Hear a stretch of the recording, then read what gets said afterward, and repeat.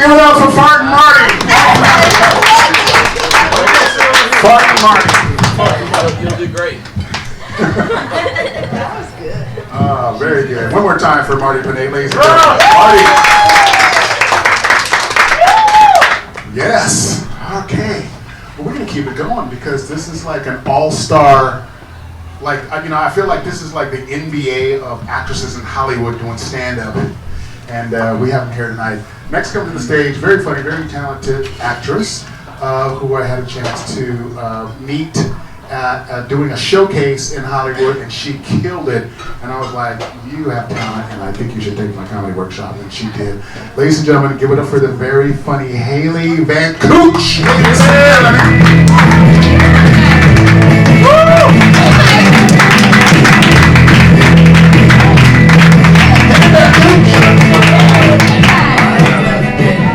You go, girl!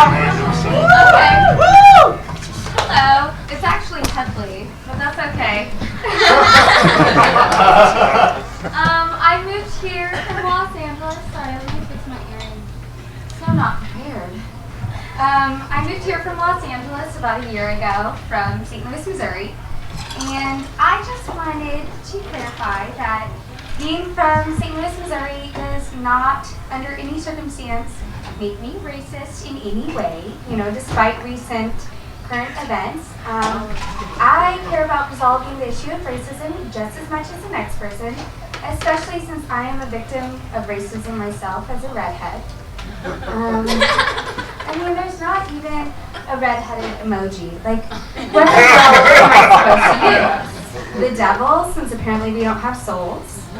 I would really like to know who started up all these horrible rumors about redheads. Like, that's probably why guys don't want to date us and our population is nearing extinction.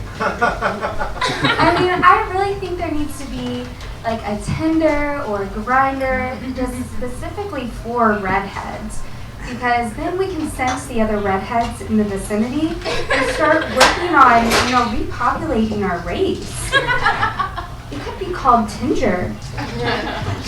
Although I really don't understand the term ginger. Like, where did that come from? Has anyone actually seen a piece of ginger? It's like a yellow-brown color. And unless it's like the one on the side of your sushi, in which case it's pink.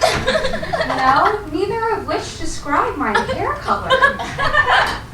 And then there's the rumor going around that we are all like horny 24/7 and amazing in bed. Which is actually true, so I'm going to let that one pass. But that does not make it okay to ask if the curtains match the carpet under any circumstances.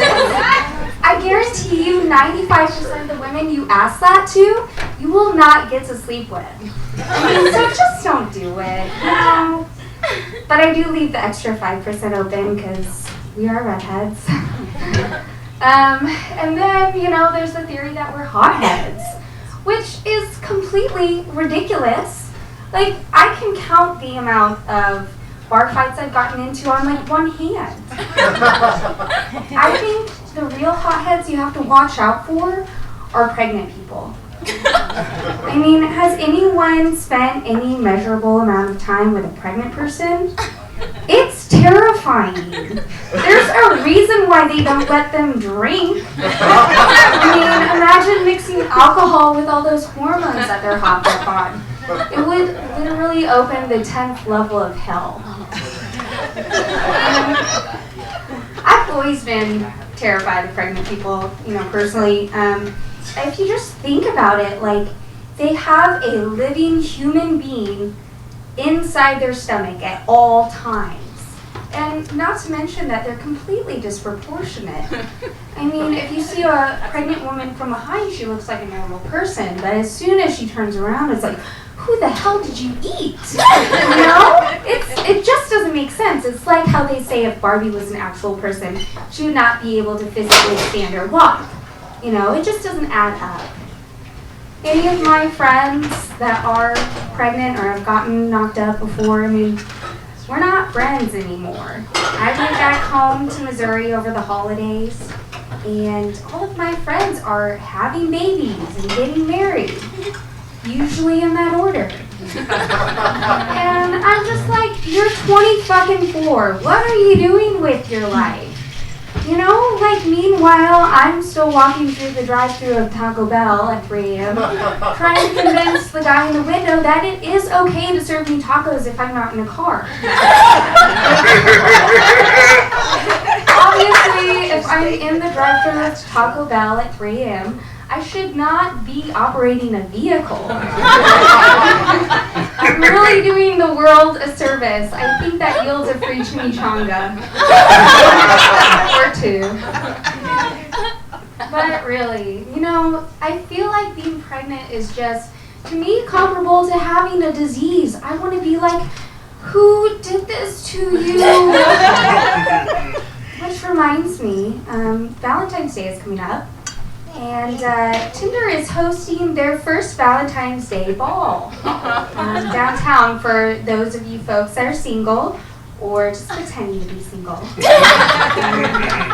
And all attendees receive free party favors, including free condoms and a map to all the surrounding hotels, complete with price listings. True story. So I guess it's no surprise that Planned Parenthood is sponsoring the event. My name's Hedley VanKuch. Thanks, guys.